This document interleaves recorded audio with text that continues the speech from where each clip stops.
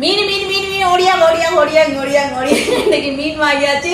Hello friends, இன்னைக்கு என்ன மீன் வாங்கியாச்சுன்னு பார்த்துலாமா? வாங்க பார்க்கலாம். இன்னைக்கு பாருங்க, திரளி மீன் தான் வாங்கியிருக்கு. பாத்தீங்களா,